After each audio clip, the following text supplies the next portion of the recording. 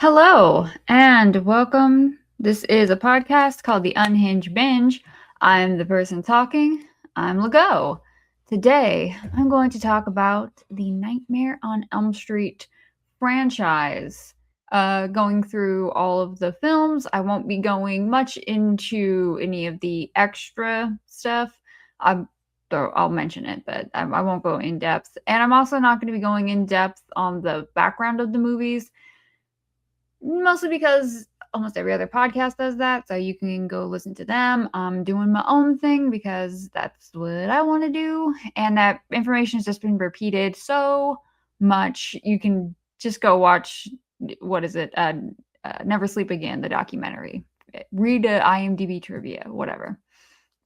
um Okay, so I will be explaining the plot of each movie and kind of giving you a timeline and a kill count and making funny little jokes about the film. However, I have lured you in here. Yes, I have lured you to this podcast because most of what I want to do is give a very long defense of A Nightmare on Elm Street 2, Freddy's Revenge, because that one's my favorite and people crap on it too much. So I'm here to stand up for the black sheep of the Nightmare trilogy.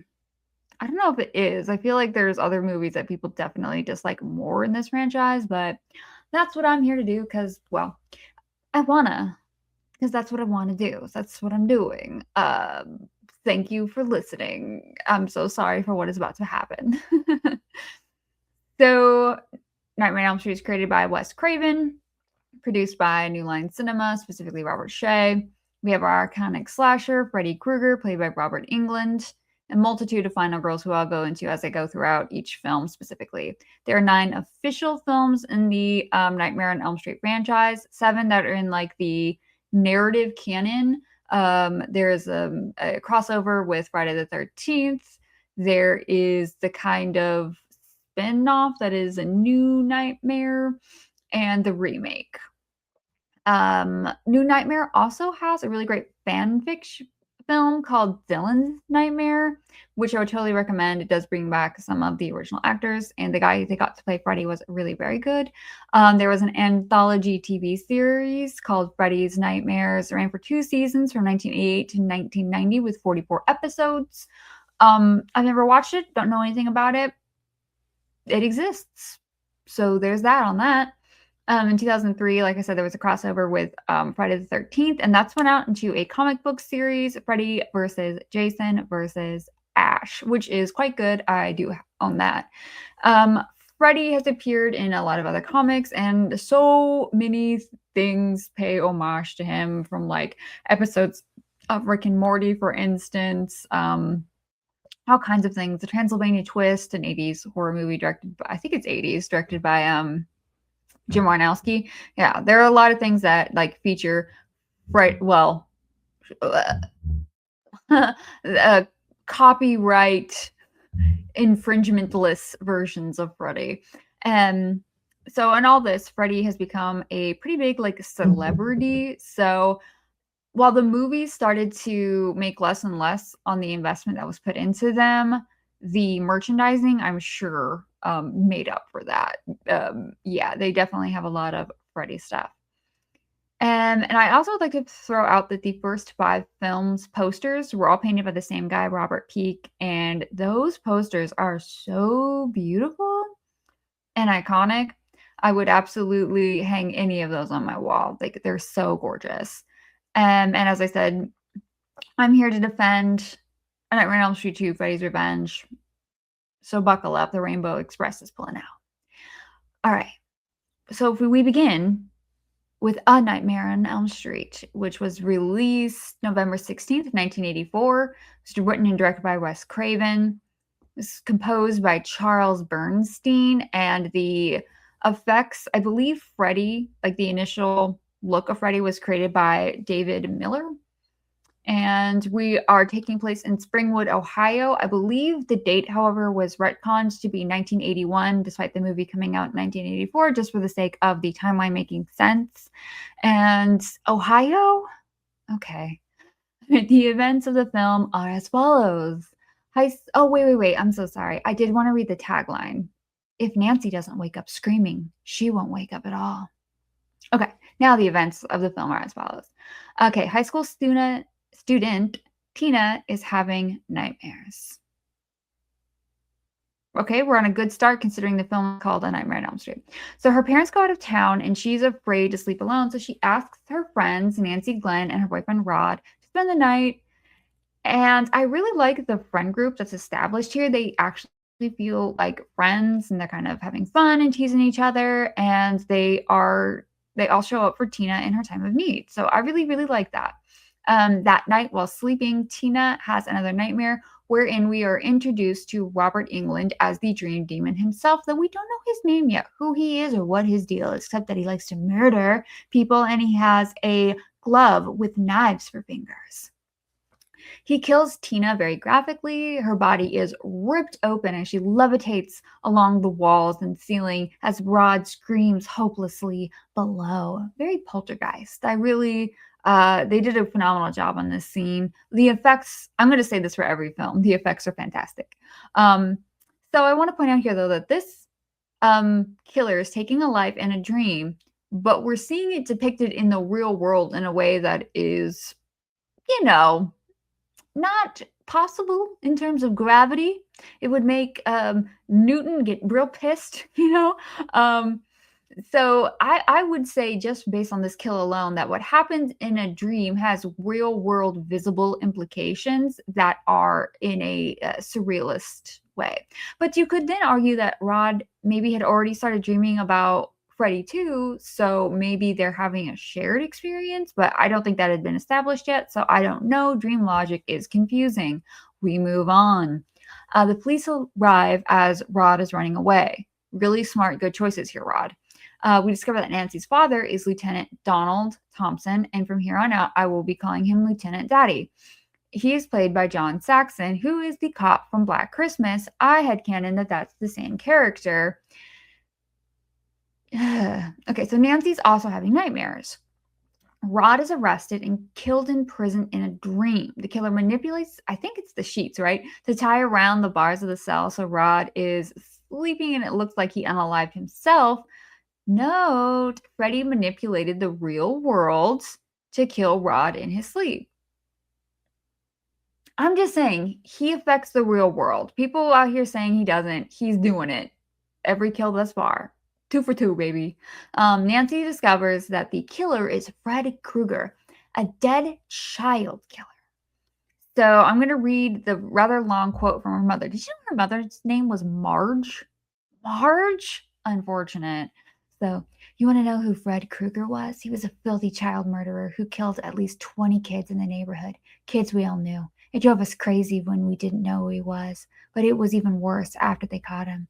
Well, all the lawyers got fat and the judge got famous, but someone forgot to sign a search warrant in the right place and Krueger was free just like that. A bunch of parents got together and tracked him down. We found him in an old abandoned boiler room where he used to take his kids. We took gasoline and poured it all around the place and made a trail of it out the door. We lit the whole thing up and watched it burn. He's dead now. He's dead because Mommy killed him. Okay. I mean, honestly, go Mom and who mob justice, I guess. But I have a lot of problems with this backstory, specifically because we know canonically he was killed in 1968. All right, so the movie originally was released in 1984, and I think originally it was supposed to take place in 1984. So she's like 15. I think she's supposed to be about 15, but let's just say she's a little older, 16. He was killed 16 years ago. Marge, you were barely a parent if you were even a parent yet. And that's going to be doubly so as we continue on, particularly when we're looking at Dream Warrior, Dream Master, and Dream Child. Those kids wouldn't have even been born yet. The parents of Elm Street did not get together. Some young, early 20s got together to kill him, even though they didn't have kids yet. I have so many issues with this backstory. Like, it would have been so much more interesting if it was actually like some of the parents of the children that he killed. Like, why Tina, Rod, Nancy? Well, Nancy makes sense because of Lieutenant Daddy. But like Tina, Rod, Glenn, wouldn't it be more interesting if any of them had an older sibling that had been killed by Freddy? Horrible. I feel bad saying it, but like that would have made more sense. Or if they were older, or if the timeline of 1968 was shifted to 1975, because then we could say, like, oh, well, they would have been in like kindergarten, first grade, second grade. He was killing children that were around that age cohort. So it would make sense. It still should have been some of the, I don't know. It's just bothering me. It's bothering me so much. I'm on their side though. Anyway, we move on. Um, yeah, I am though a little confused about the jump roping girls. So we see these little blonde girls in white dressed as jump roping with the rhyme. We know the rhyme: 1, 2, Freddy's coming for you. 3, 4, better lock your door. 5, 6, grab your crucifix. 7, 8, gonna stay up late. 9, 10, never sleep again. I'm confused about them. Are they? I feel like in 2003, the implication on Freddy versus Jason is that they are victims of his, but then I don't think any other film ever implied that. I always got the sense more that they were like sirens warning people that they were in a dream and Freddy was coming to get them. But then I was like, I think Freddy put them there because he's mythologizing himself and making himself a monster. And he wants people to be afraid of them. And I'm going to say it, those little girls are creepy. But I got questions. Anyway, we'll move on. Nancy's mom, Marge, is doing her best to try to help Nancy despite being really a raging alcoholic. And obviously, thematically, here, what we're getting about Marge and Dr. Daddy, Lieutenant Daddy, is that we know you're kind of getting like the sins of the parents are taken out on the children. But again, that just doesn't thematically work because Nancy is the only parent or only person that seemed to had parents that were actively involved in killing Fred. So, question mark? I just feel like the parents should have had more involvement in this franchise. And also, the 1968 death date just does not work. It just doesn't work. We move on. So Nancy's, meanwhile, doing her best to stay awake and stay alive because, of course, no one believes her. This is an impossible thing, right? So coffee has become her best friend. And same girl. Glenn, her boyfriend, is killed across the street from Nancy's house, and she sees it happen. It's a great death scene. They reused that room that they had on the that could tilt around from Tina's death, and they did it to good use, really. That's very smart, saving on money. This didn't have a big budget, so very, very well done. But again, I will say Freddy absolutely is manipulating the real world here. Other people see Glenn's remains? What's remaining of Glenn? As he's pulled in and his blood is pouring up, floating up to the ceiling? You know what I'm talking about. His mom clearly sees the blood going up in a way that's just not possible in the real world. I know in the cutscene we see his body return up, but again, that's cut, so that doesn't count. We're definitely seeing the antithesis of gravity happening in real life. She's wide awake. So Freddy is definitely manipulating the real world here. Nancy tries to go into her dream and bring Freddy out, and she's successful in this, and she's booby-trapped her house like she's freaking Kevin McAllister. It's pretty great. And she sets him on fire, and then Fred runs upstairs and gets the last laugh, I guess. R.I.P. Marge. I have so many questions about Marge's death. So I'm baffled logistically about what happened here. So Freddy's in the real world. He goes and he lies on top of Marge while he's on fire. Lieutenant Daddy throws a blanket over their flaming bodies, and when he pulls it back, he reveals that there's absolutely charred remains of Marge hovering over what used to be the bed is now like a hole to the abyss or something.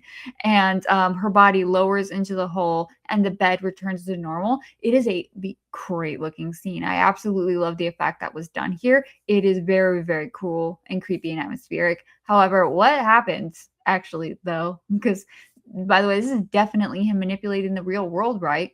Unless people are right in that all this, like the headcanon that the whole thing is a dream of Nancy's, in which case then he's just manipulating Nancy's dream and nothing actually even happened. But then sequels, question mark? I'm so confused. And it gets more confusing when they talk about Marge's death in the next two films, but I'll talk about that when I get to it. See you in Dream Warriors. Okay. But just to wrap up this movie, Freddy comes out through the bed again, though. So is he in the dream? Did he go back to the dream world? Is he still in the real world? It's almost like there are no rules because dream logic doesn't have logic. And Nancy I'm air quoting here, kills Fred by turning her back to him and taking away his power in a very like It Chapter 2 way, which thematically I think works, and a lot better than It Chapter 2 anyway. Yeah, she makes herself like immune to him, but that doesn't hold up because of the sequel. Whatever, I'll move on. There's one last scene before the end, though. Nancy goes to school with Tina, Rudd, and Glenn while her mom waves goodbye. The convertible top of the car raises to reveal its red and green stripe like Freddy's sweater, and Nancy's mom, Marge, is pulled through the window of the door. And I don't know how we're supposed to interpret the ending. Like, it's really common for movies from the late 70s and on to have a scary scene at the end that doesn't necessarily make sense. For reference, see Carrie, Friday the 13th, Halloween. Although Halloween, I think I would argue does. But we do know that Nancy survives. But we also, and we know like Freddy does, but we also know Marge didn't. So what's real and what's not? I don't know. It doesn't make a lot of sense, but dreams. So question mark. The victims in this film would be like the past 20 plus kids Freddy kills that we don't get to see or ever really know anything about. Rod, Glenn, Tina, and Marge, and our survivors are Lieutenant Daddy and Nancy. Okay, we move on to A Nightmare on Elm Street 2, Freddy's Revenge. The tagline reads, "The man of your dreams is back." It's directed by Jack Shoulder, written by David Chaskin, composed by Christopher Young, special effects are by Kevin Yeager and Mark Sjostrom. I don't think I said his name right. Apologies. It was released November 1st, 1985, again by New Line. So just a little under a year, almost a year exactly. And again, this is Springwood, Ohio. It takes place in 1986, I think, 5 years after the events of the first film. All right, we're back at 1428 Elm Street, which was Nancy's previous address. And the house had just been purchased by the Walsh family after sitting unsold for 5 years. I don't know about like real estate in the 80s in Ohio, but that's crazy. Freddy decides to possess Jesse, the teenager of the home. And it's a very like similar to like Jason Goes to Hell, I think. Anyway, Freddy is only about 15 minutes of this movie. He's used very sparingly. We mostly see Jesse's story, and actually he's the only person who even dreams in this movie about Freddy. And Freddy uses Jesse to kill for him, much like he will in Freddy vs. Jason, and eventually comes into the real world, which this we'll see again kind of in Dream Child, where he's trying to get like reborn. And it's not an uncommon plot. You see that with like Lopan in Big Trouble in Little China. This is definitely big in The Mayfair Witches by Anne Rice, and kind of what Voldemort was trying to do, except he was reborn as like himself as an adult. He wasn't trying to like invade someone else's body, but it's not an uncommon story. I've certainly seen it in other ones. Jesse has a lady friend who bears a striking resemblance to Meryl Streep. Like, I'm not convinced cloning wasn't going on. Her name is Lisa, and then he has a guy friend named Ron Grady. All right, so I'll note this film does have a reputation. I've seen Scream Queen. I honestly love this film. It's my favorite of the franchise because I love camp.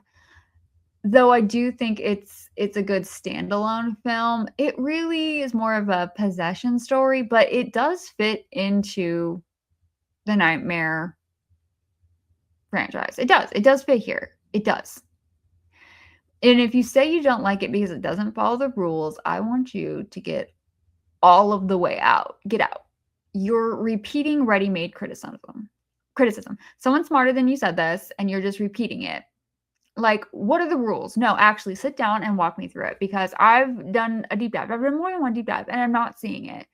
And if anything, contextually looking at where it's positioned as a 1985 film, it's very 80s horror movie, and it's following 80 horror movie conventions. It's a nonsense movie. It's a nonsense movie. There's nothing more 80s than that. And if you don't like it because of the tone shift, Yeah, absolutely. Get that. That I can respect. If you don't like the pool scene, sure, okay. I go back and forth on it. If you prefer a darker tone, a more gritty film, understandable. This isn't that.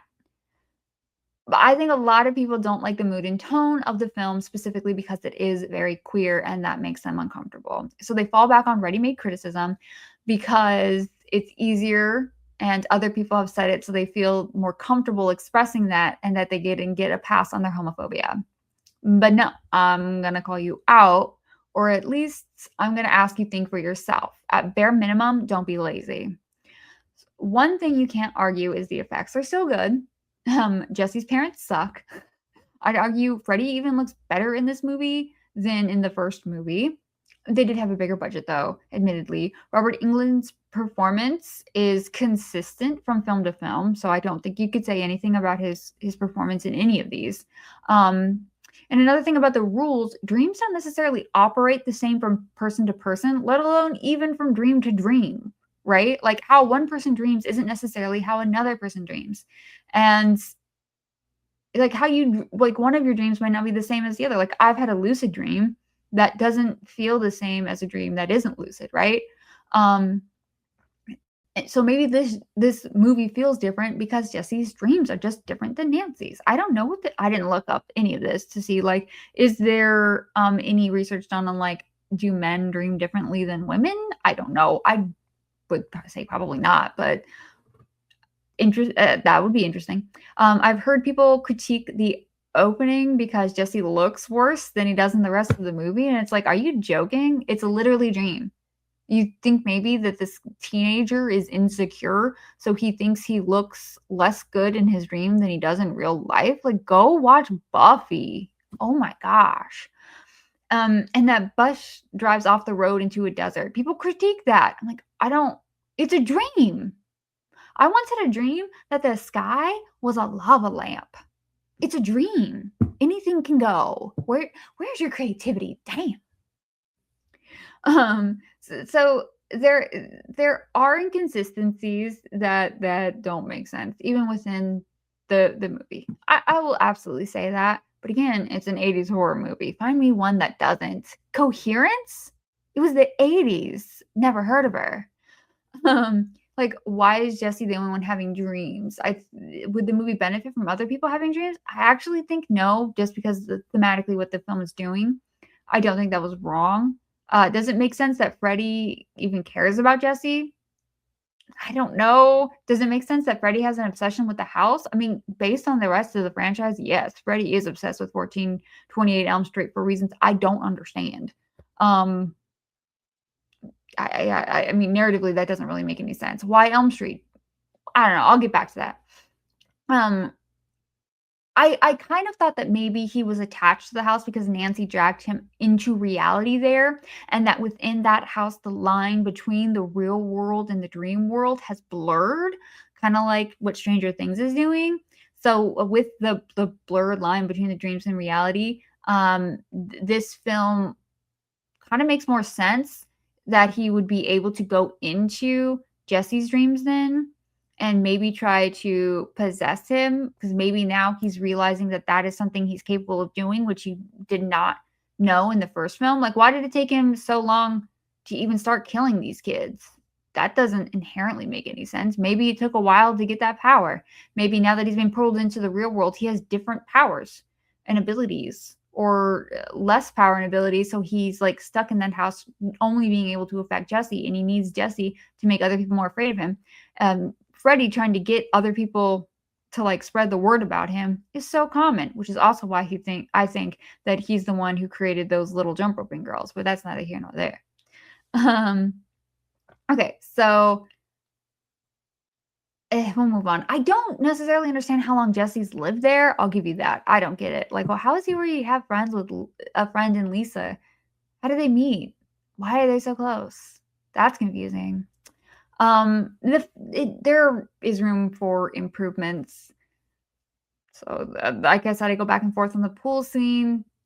I do like the blue shirt guy. I think when it gets to the blue shirt guy who's trying to like talk him down at the pool scene, I think when it cut back to Freddy, it actually shouldn't have cut back to Freddy. It should have cut back to Jesse. So you would understand that all the people at the pool are seeing Jesse trying to attack people and not Freddy. And I think that would have been a lot more effective. I think we can also all agree that Mark Patton, I hope we can all agree, Mark Patton did a great job as portraying Jesse Walsh. And his scream, I honestly don't think I've ever heard a better scream on film. And I've watched a lot of horror movies. So if you could think of a better scream, let me know, with no offense to Samara Weaving. As noted in my commentary on the first film, Freddy is 100% affecting the real world in that film, just like he does in this film. So for people who are saying it's breaking the rules, what rules? There were no established canon rules. There were no established rules. He was affecting the real world in the first film. Okay.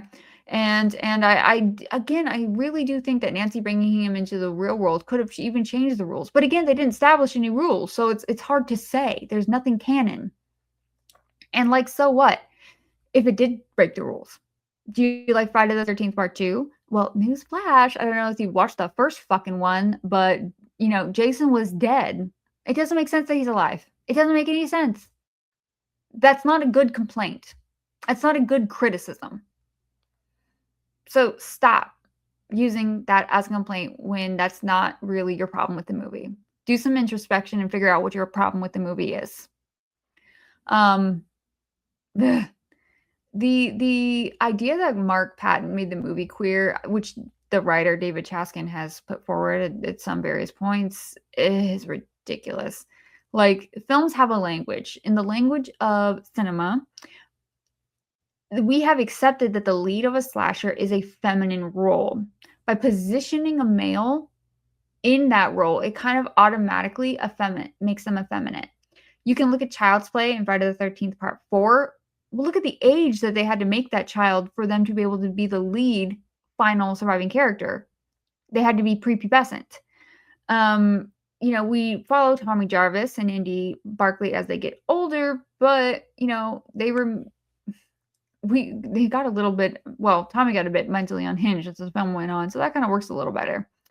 The only movie underline slasher I can think of, so Ash doesn't count because Evil Dead isn't a slasher, is The Burning. And the teen male lead depicted in that film is the scrawny, kind of nerdy type, less physically likely to be able to defend himself against the Cropsy-esque character. Anyway, to go back to my queer comments, we also have the Schneider of it all at the leather bar in the prop department. It clearly would have been overtly queer text regardless if Mark Patton played Jesse. You could have had the straightest person on the planet playing Jesse, and all of those elements not changed still would have come off as being a very queer film. And I don't understand why people are saying it's queer coded. Coach Snyder is textually in world definitely gay. So you can make a comment that this film is overtly homophobic because Snyder is definitely giving that like predatory kind of sadist sort of vibe, and as does Freddy for that matter, but we're not ready for the Freddy's bi conversation. And I'm gonna talk about the Freddy being the implication a little bit later. But it gets complicated. And then once again, I'm left to ask how we're meant to interpret the ending scare, because they ended the movie, right? Where Lisa kisses Jesse to break him free of Freddy's curse. And people kind of read that as like him rejecting like the queer monster and accepting heteronormativity, and thus he is saved. But we have the end chair jumper, right? Where there's another dream, or rather another nightmare left, and we don't ever hear about Jesse again. So did Freddy kill Jesse? Question mark? Don't know. Jesse, but either way, Jesse is still haunted by Freddy, so he wasn't saved by that last kiss. I wish we had gotten more. Anyway, in this film, it's a little bit hard to do the death count because I only count like active kills. So like anyone who died at the pool party, like because there was one who was like burnt, or there were I think 2 or 3 who were burned, and one girl who was crushed. I don't count those as kills. maybe that's mean of me. Freddy's responsible for them, sure, but I don't count them as active kills.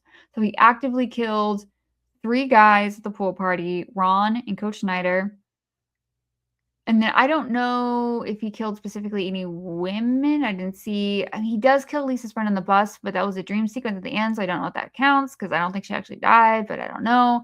And our survivors of the film were Jesse and Lisa. Who knows what happened to them? I do cannot. I do cannot. All right. So then we get to our next film, Dream Warriors from 1987. Or it was released February 27th, 1987. So about a year and a half later by New Line. Tagline reads, "If you think you'll get out of this alive, you must be dreaming." It's directed by Chuck Russell. It's written by Bruce Wagner, Frank Darabont, yes, that one, and Chuck Russell. Composed by Angelo Badalamenti. Didn't say that right. Shout out to Dokken, who did the Dream Warriors song. It goes so hard. The effects were led by Peter Chesney, which included Kevin Yeager and Mark Shustrom from the previous film. Again, we're taking place in Springwood, Ohio, specifically at Weston Hills Psychiatric Hospital. It, I believe, takes place the year it came out, 1987, so 1 year after Freddy's Revenge. And I think that's why the previous 2 films, the year they take place was retconned in the timeline so that these next films could take place the year that they had come out. All right. We have Nancy Thompson, the survivor from the first film, Back. In the last film, it was said that her mother, Marge, took her own life and that she was institutionalized. I guess that was a rumor, or if it did happen, she's recovered now. Not Marge from death. She's still dead. But in this film, they said she died in the living room. I need to know what happened to Marge. You know what I'm saying? What happened? What became of her? All right. So in the past 6 years, Nancy has earned a psychology degree and she's recently gotten a job. I think she's an intern at Weston Hills Psychiatric Hospital in Springwood, where Freddy is terrorizing teens. We learn Nancy is taking a dream preventative drug, Hypnosil, and I'm sure that is totally good to use in the long term. And I think they should have used Hypnosil in later films. Wish it hadn't been forgotten until Freddy vs. Jason. And I don't also know what we're supposed to infer from this. Are we supposed to get that if she isn't taking Hypnosil, that she would still be haunted by Freddy? Because that's kind of what I'm getting, but not sure. Our new main character is Kristen, played by the Patricia Arquette, who can pull people into her dreams. The cast is rounded out by Dr. Gordon, Philip, a sleepwalking punk, Kincaid, a tough guy, Jennifer, a wannabe actress, Will, a nerdy D&D wizard boy, Karen, a former addict, and in her dreams, she's beautiful and bad. And Joey, a nonverbal sweet boy. We also have another doctor, and we have Lawrence Fishburne as an orderly, which is awesome. And Nancy empowers the children to take charge of their dreams. And that's a very cool idea, and I like the practical effects and how that is used in the story and in the dream worlds. I think it's very, very, very creative, and I absolutely love how it's employed. And thematically, I think it is really great and works very well with as a complement to the first film and the idea of like taking back your power to kill the nightmares. This film explains Freddy's backstory. He was the son of a nun, Amanda Krueger, who was accidentally locked into a room in an asylum where she was assaulted, and this led to Freddy being called I don't know if I could say it, the bastard son of 100 maniacs. Her tomb reads in 1907 to 1968. Yeah, that's right, she's a ghost. And also she died the same year Freddy did. Interesting coincidence? Freddy, I think, was born in 1941 or 42. Frederick Krueger. Frederick Krueger? I think. I don't know why. Frederick is just such a funny name to me. No reason why. So if he was born in 1941 and died in 1968, he would have been 27. Did I do the math right? Yeah. Okay, so young. I actually really hate his origin story so much. It falls back on really cruel and lazy ideas that some people have a genetic predisposition to violence, and it's not founded in evidence. Further, the idea that a child of a sexual assault would go on to do what Freddy's implied to do is really disgusting, and I absolutely hate it, and also is not founded in any science. I think I could think of like maybe 2 sets of killers who were cousins, and after that, I can't think of any like killers who are related to each other. Like, this is not a thing. I don't like it. I actually hate it. Do I hate it mostly because of Riverdale? Yes. But also, it's just it gives me the ick. Yeah. Anyway, so apparently the characters are the last kids of Elm Street. I brought this up before, and now I'm really gonna harp on it. Cause no, I'm sorry, but what? I'm so confused by this backstory. Okay, were the only kids Freddy killed confined to a single street? Like, how big is this street? Like, I lived on Rosecrans in LA, and I think that street's like 27 miles. So I could see maybe that being a work, but like Springwood, Ohio, how long is your street? Is it more than one Elm Street? Are like every 5 streets called Elm Street? I lived in Georgia. I know you could say a Nightmare on Peach Street, and in Georgia that would work because there's a lot of Peach Streets. But like Ohio, do you have a lot of Elm Streets? Like, what's happening? Or maybe were all the people who killed him people who weren't yet parents who resided on Elm Street? And for that matter, we know we know Nancy's parents, Lieutenant Daddy and Marge, were specifically involved in his death. And again, she would have not been born yet, or maybe like 2 years old. And these kids, the Dream Warriors, they weren't even born yet. I just need to know more. Who killed Freddy specifically? Why aren't these kids? You had so many opportunities to give us so much about like the parents and the children's and their relationships and what they did to Fred or didn't do. Like, I need more, man. It could have been interesting. It's just lazy. Does Freddy have an obsession with 1428 Elm Street? Why that?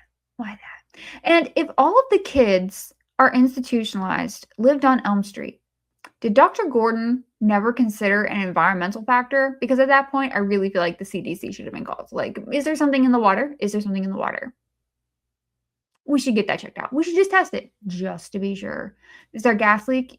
Test it, just to be sure. How much did the test cost? It's safety. Clearly, it's a community safety concern. Okay, let's test it. Anyway, a lot of my issues again would have been alleviated if they just moved the death up from like 68 to 75, and we had more people's backstories and like more relationships with the parents. I really, really would have loved to see like someone whose older sibling had been killed by Freddy been involved. Like, that would have been so much more interesting. Anyway, Lieutenant Daddy, who got a demotion, by the way, he's Officer Daddy now. And Dr. Gordon pulls Supernatural, and they dig up Freddy's bones, pour holy water on them, toss in a crucifix, and burn them. So this happens in a junkyard where his remains were put to rest there by the parents who killed him, one of whom, of course, was Officer Daddy. Freddy's skeleton rises from the grave in what I assume is an homage to Ray Harryhausen, and is fantastic looking, like Jason and the Argonauts. It's great. However, what? Think about it. No. Who's dreaming here? How is this happening? It's almost like Freddy can affect the real world. And always could. He was always doing that. But also, is he also a ghost? Is he a dream demon and a ghost? Because I feel like he's both. It really is giving both. Anyway, and we know ghosts exist in this world because Amanda Krueger, his mommy, is a ghost and helping Dr. Gordon. In 2 ways. It's a bit of a hat in a hat, but I digress. Okay. Is there a novelization? It probably is. I should read it. If there was, I hope it's color-coded like the Never-Ending Story. So anyway, to back into the story, a couple of the teenagers are killed. Officer Daddy is killed. Nancy is killed. Oh no! But ultimately, they defeat Freddy, except he isn't actually dead because he never is. The victims include 6 people who are Officer Daddy, Philip, Taryn, Will, Nancy, and Jennifer, and our survivors are 4. We have 4 survivors. That's a lot. We have Dr. Gordon, Kincaid, Joey, and Kristen. Okay, we can move into A Nightmare on Elm Street 4, Dream Master. Terror Beyond Your Wildest Dreams. Directed by Rennie Harlan, written by Brian Hegeland. Probably not right. 2 other people. Composed by Craig Safin. Effects by Howard Berger. John Carl Buechler, who directed... what did he direct? He directed Friday the 13th, Part 7. New Blood. Screaming Man George, of course, and we'll talk about him in a minute. Released August 19th, 1988. So very soon after the previous installment, they were logging them out. Worth noting that this was, I think, filmed around a writer's strike. Again, the location is Springwood, Ohio, 1988, 1 year after the event of Dream Warriors.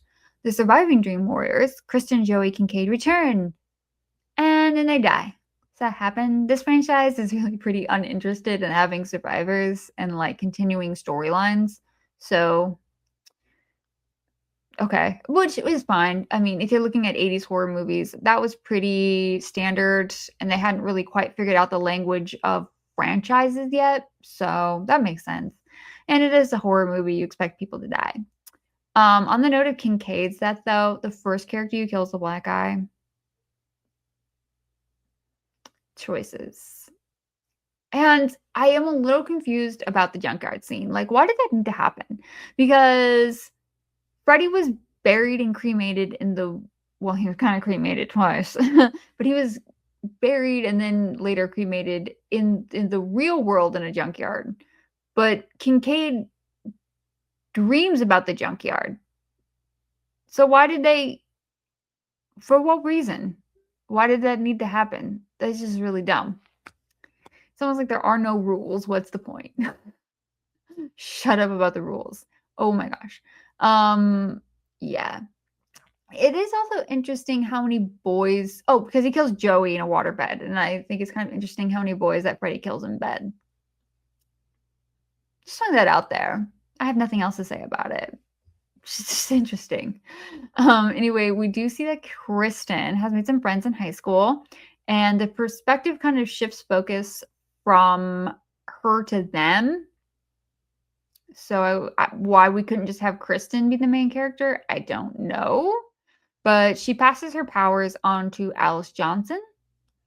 And to round out the cast of characters is Alice's brother, Rick, and then their friends Sheila, Debbie, and her soon-to-be boyfriend, Jock Dan. That's what they call him, Jock Dan. Okay, they called him that once, and it stuck with me because it was so bad.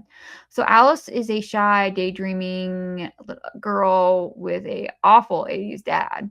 Alice inherits her friend's talents, I guess, after they're killed. And it does make sense in the context of the film. And thematically, obviously, it definitely carries weight, having her get emboldened and empowered, especially considering how shy she is.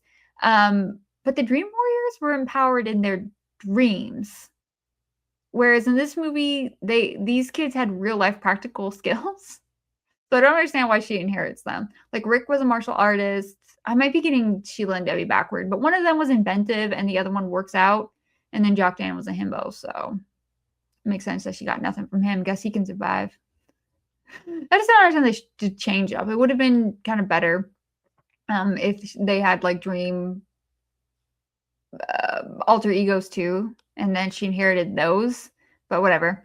Alice and Freddy battle in the dream world over the dream gates. Freddy is the guardian. I might be getting this super wrong. He's like the guardian. I don't know.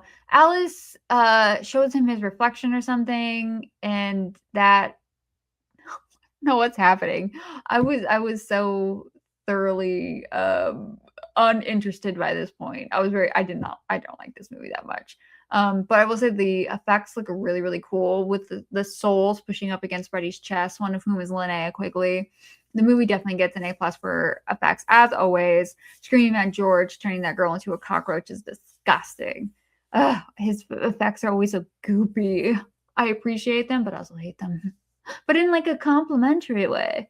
As standard, our last scene shows Freddy's still around.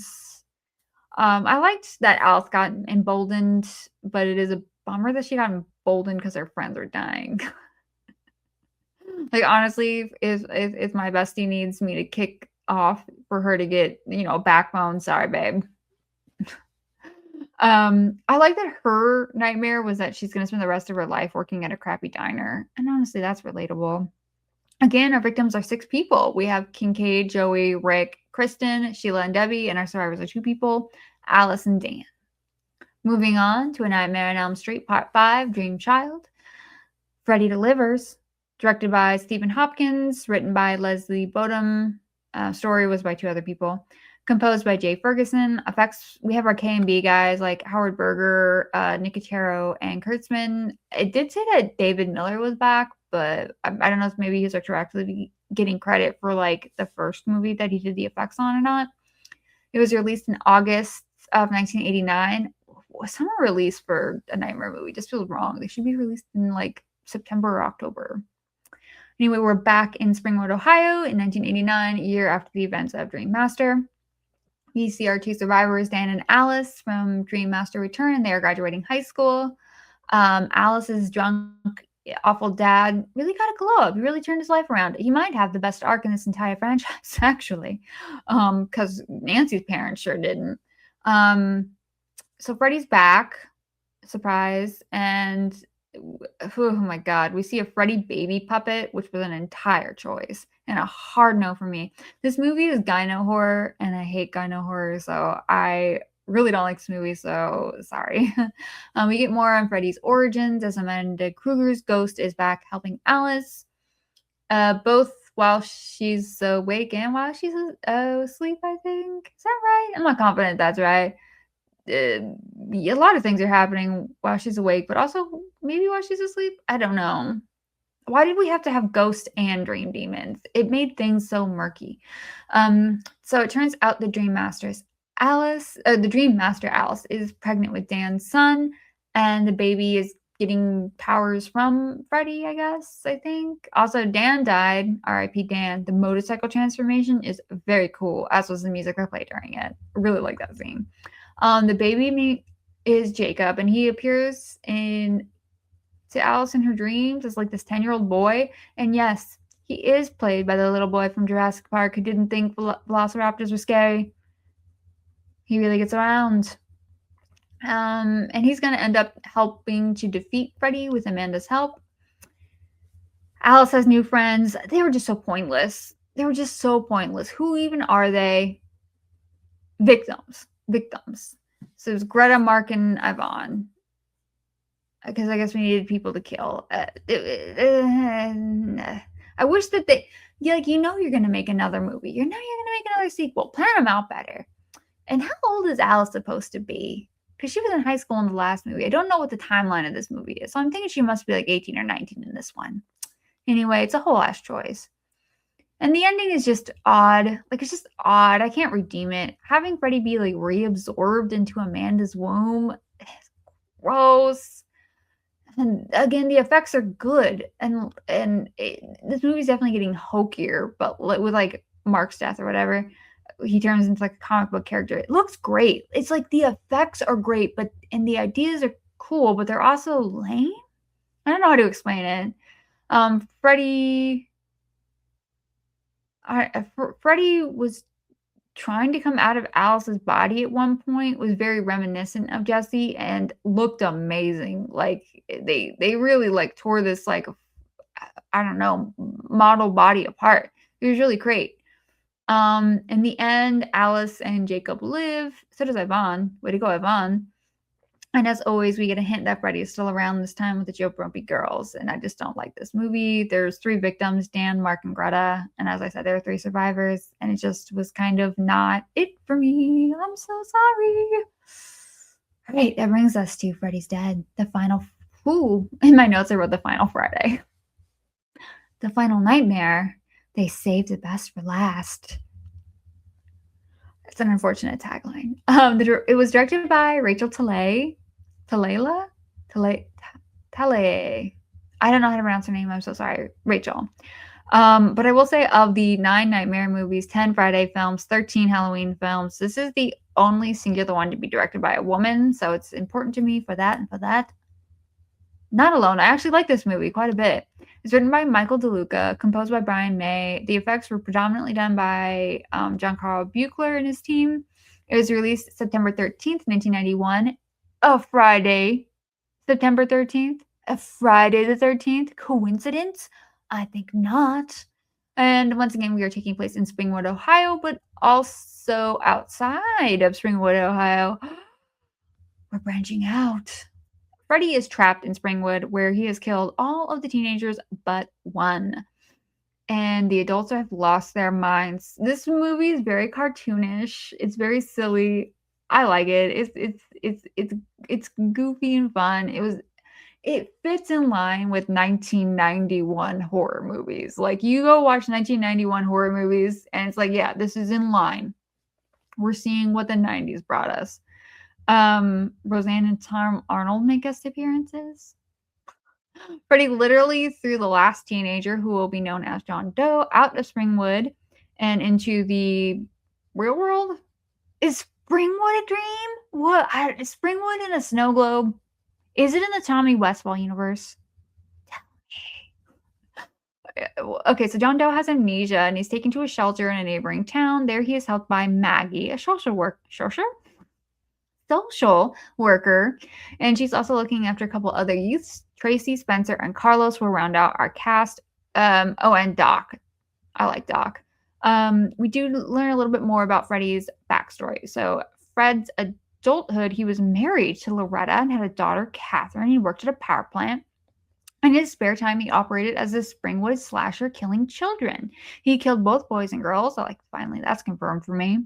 And there's still an implication, but they don't want to go there, and they shouldn't.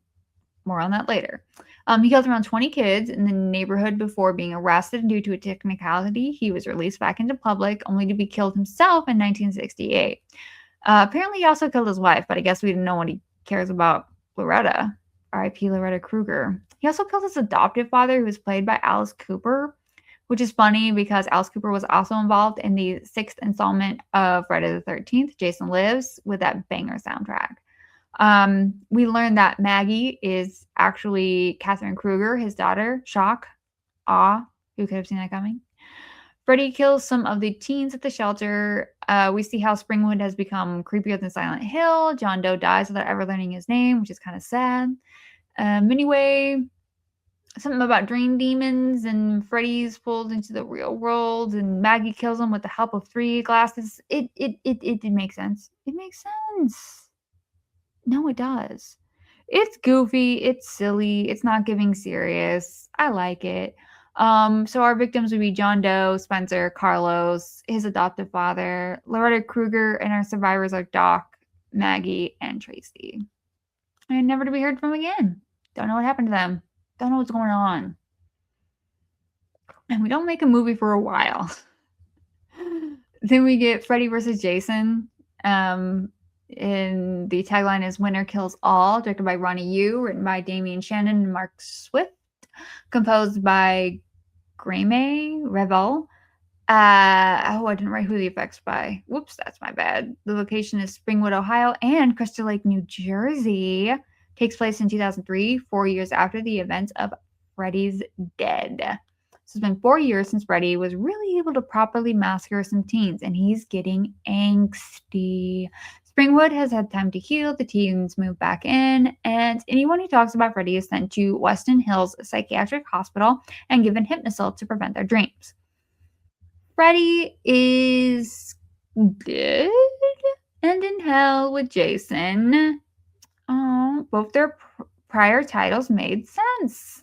Who knew? Love that for them. Consistency. Crazy.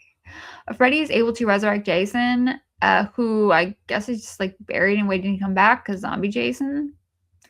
And while Springwood learned their lesson about precautions, obviously Crystal Lake did not. It's a way to screw it up for everyone, New Jersey. Jason somehow gets to Springwood and kills some teens. and lets Freddy take credit so he can get back into that dream action. And I guess Freddy just lucked out that some of his former almost victims broke out of Weston Hills and started telling people about him. Weird random happenstance. However, the teens figure out what's happened and pit the two big bads against one another like they're kaiju, and I actually love that. They neither win, but both are decommissioned, so really Laurie and Will, the main characters, win. Okay, I do have a sidebar. Will saw Freddy murder Laurie's mother, but he saw Freddy in the visage of Laurie's father. So whose dream was that in? No, really. Was it Will's dream? So then how was Laurie's mom killed? Was it Laurie's mom's dream? Then how did Will see it? It's almost like there are no rules. Okay, so Freddy possesses people in this too.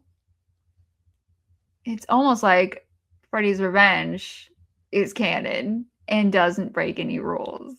Anyway, this leaves two survivors, Laurie and Will. Most of the victims in this movie are not Freddy's. Maybe I miscounted, but he really only actively kills Mark, and technically he killed Mark's brother and Laurie's mom, but like in real time, we only see Mark.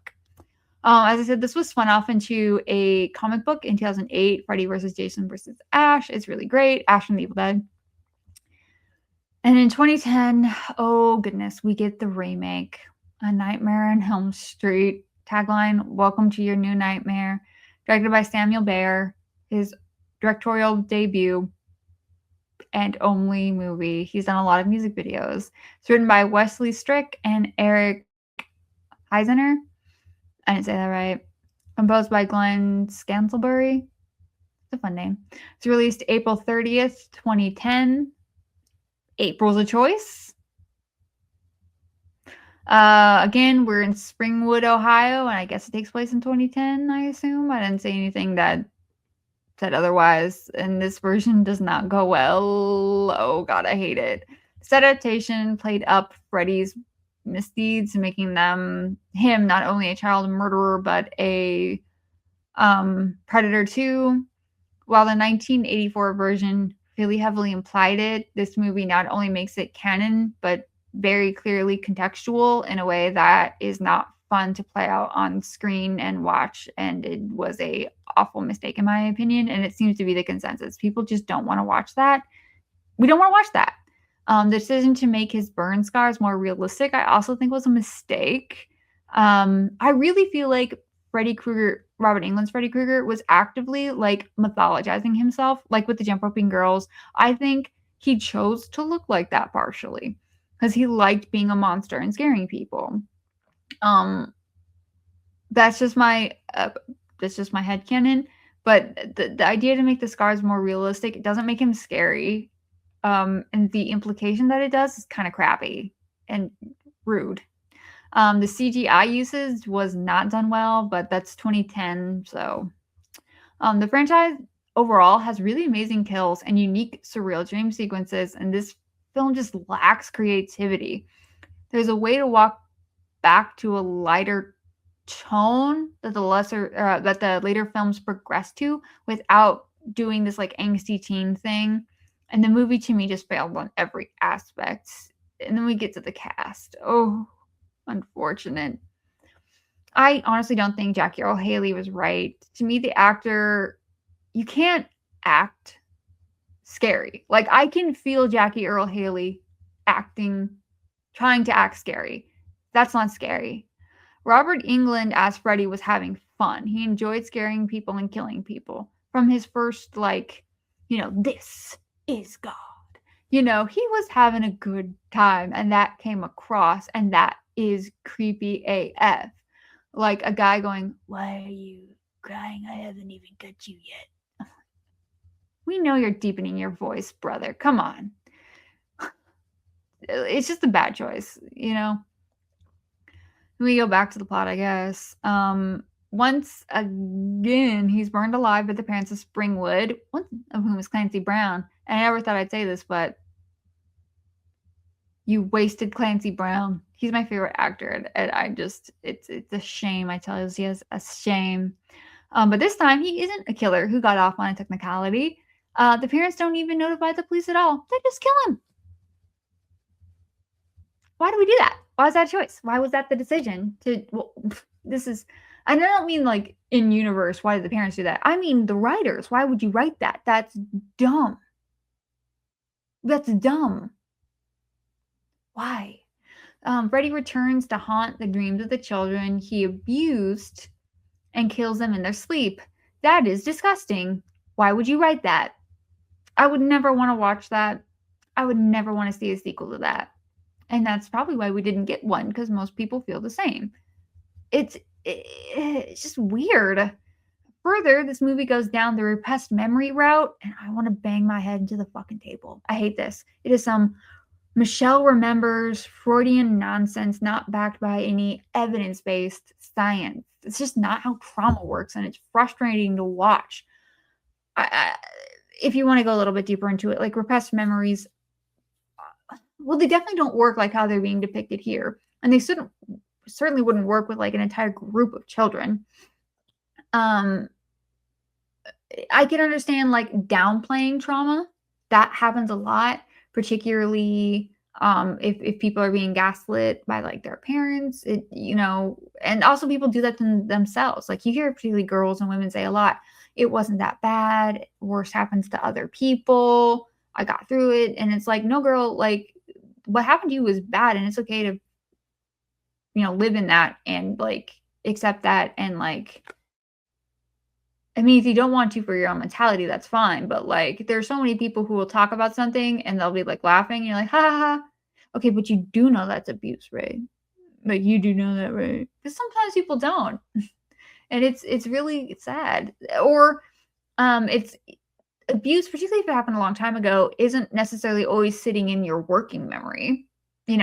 Like something that happened a long, long time ago. Like you're probably not actively thinking about it. It's not at the surface, but you know what happened, especially if we're talking about something like this. There'll be like physical and physiological reactions to things, and it's like that happened to you. Come on now. And I get this is kind of, oh god, well, okay, hang on, let me walk that back a little bit. So the false accusation thing, I feel it's really important to listen to people, particularly children, when they say something, because a child doesn't know to like make a false accusation. You know what I mean?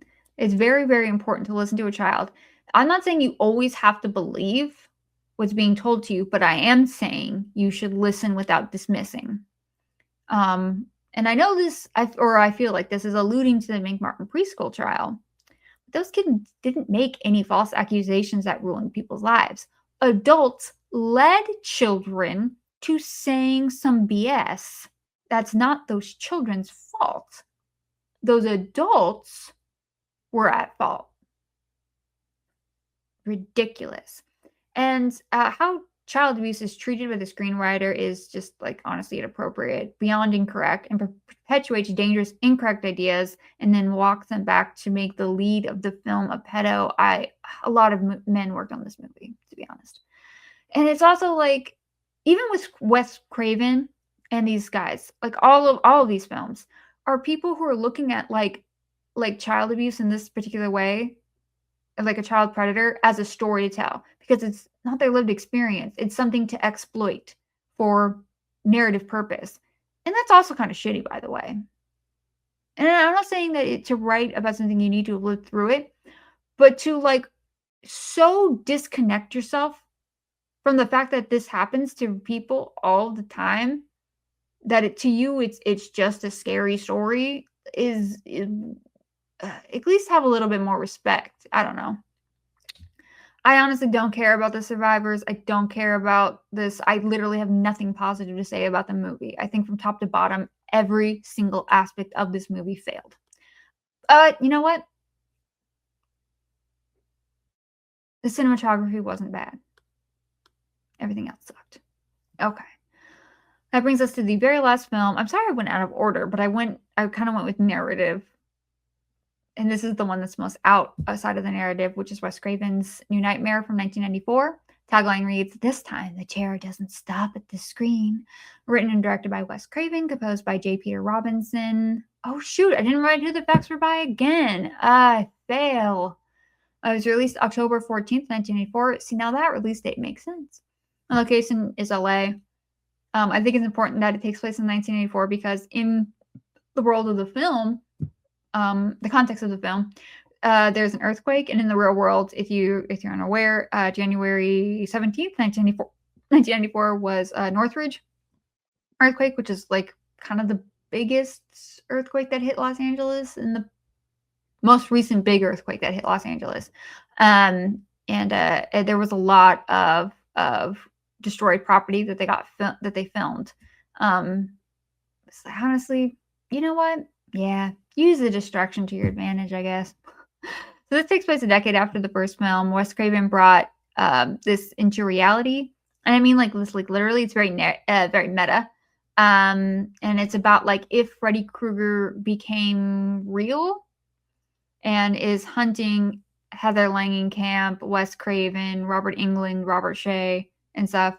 It's very, very unique, very interesting. I absolutely love this film. I don't consider it to be part of like the narrative timeline, but it's just a really, really cool idea. And the makeup effect on Robert Englund, I think this is probably my favorite Freddy look. It's just so good.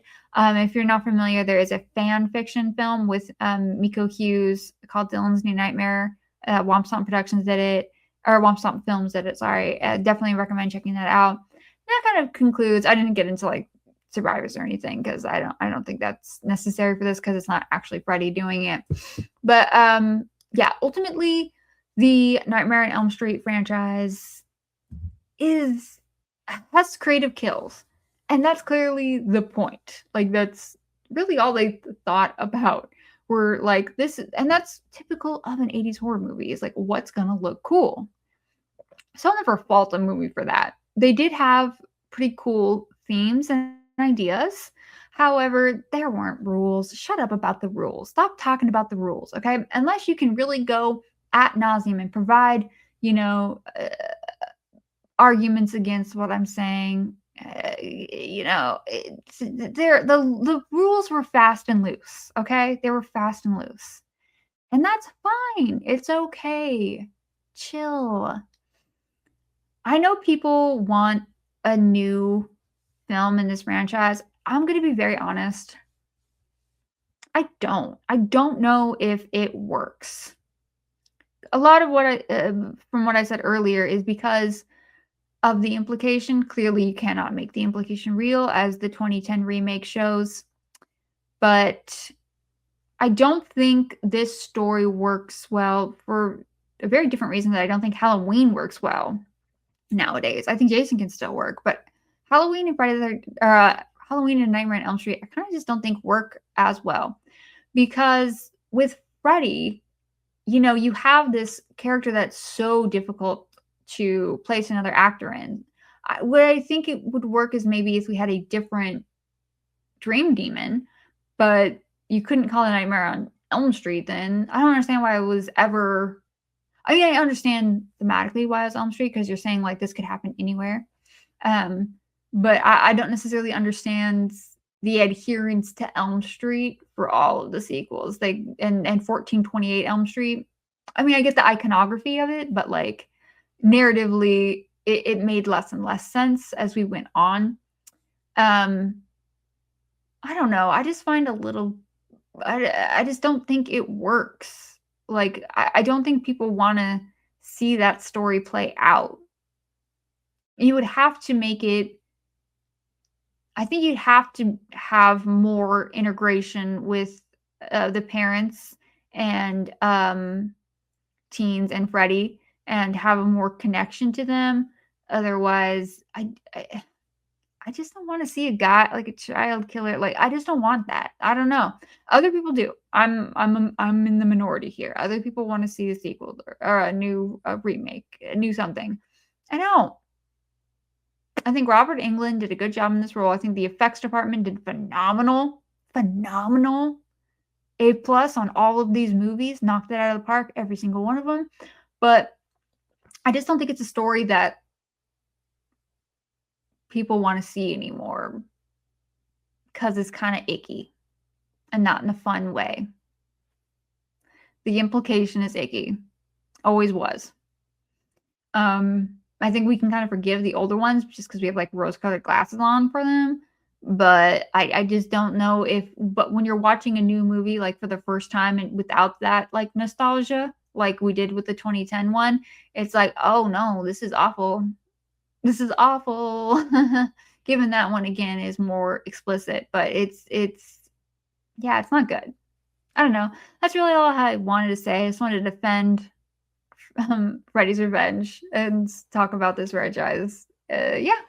Anyway, thanks for listening. Stay with the rainbows.